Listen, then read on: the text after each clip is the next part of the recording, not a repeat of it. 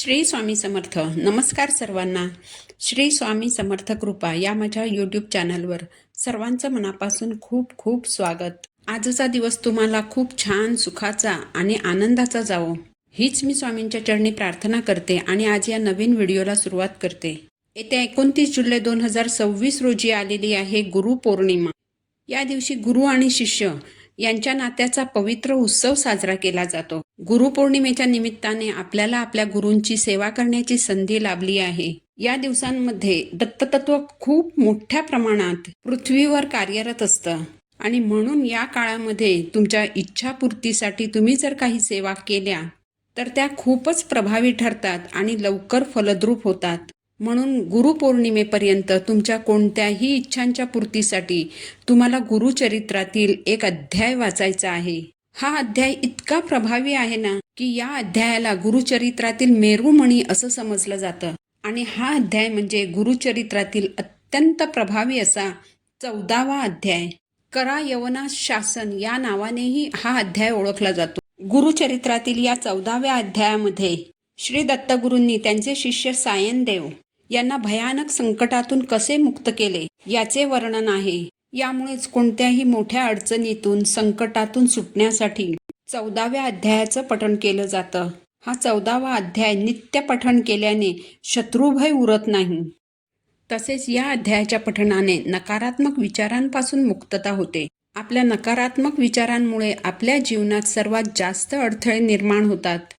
जर तुमच्या नातेसंबंधात कटुता आलेली असेल तर या अध्यायाच्या पठणाने नातेसंबंधात मधुरता येईल.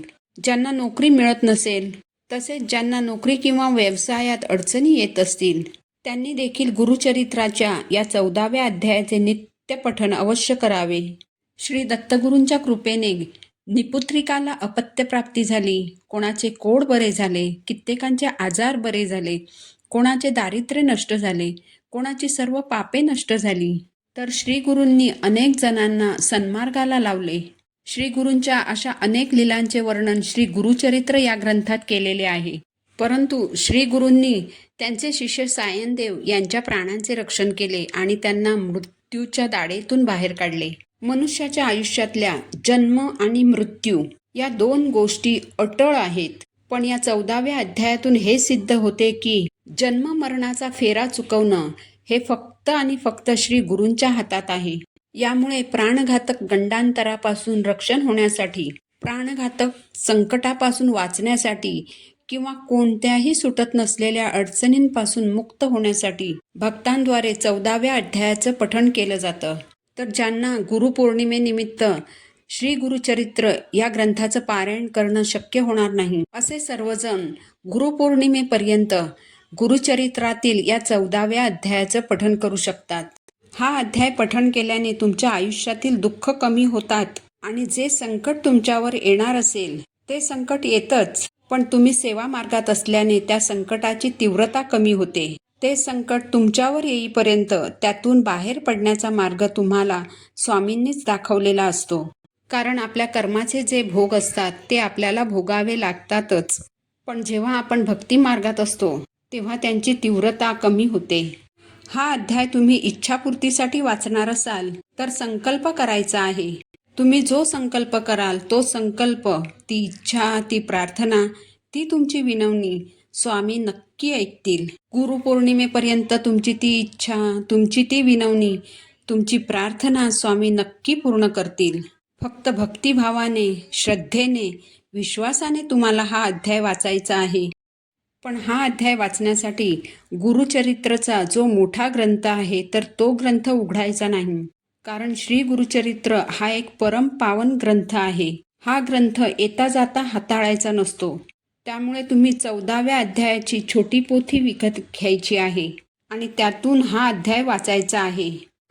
संकल्पयुक्त सेवा करणार असाल तर सकाळी लवकर उठून नित्यकर्म आटपून देवघरातील देवांची पूजा करायची आहे आणि त्यानंतर तुम्ही या अध्यायाच्या वाचनाला सुरुवात करायची आहे. वाचन पूर्ण झाल्यानंतर आरती करायची आहे आणि नैवेद्य म्हणून दूध, साखर, खडीसाखर किंवा कोणताही गोड पदार्थ श्री दत्तगुरू किंवा स्वामी महाराजांना अर्पण करायचा आहे.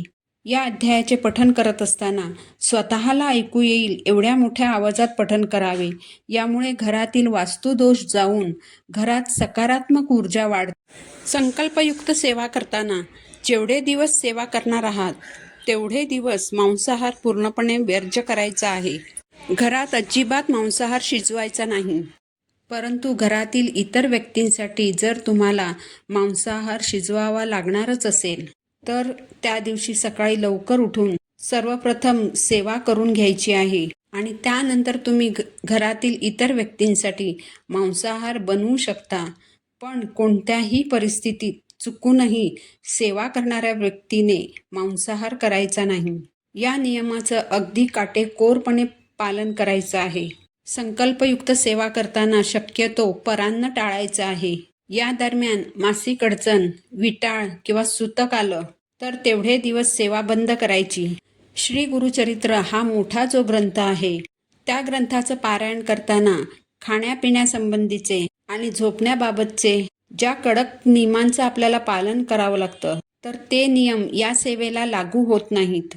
तुमची इच्छा असेल तर सेवा पूर्ण होईपर्यंत तुम्ही कांदा लसूण विरहित अन्न घेऊ शकता.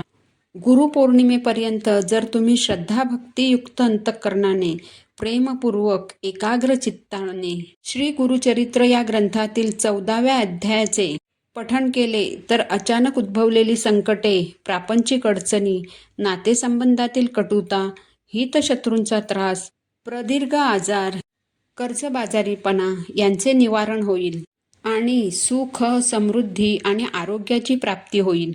ही माहिती जर तुम्हाला उपयुक्त वाटली असेल तर व्हिडिओला लाईक करा, चॅनलला सबस्क्राईब करा.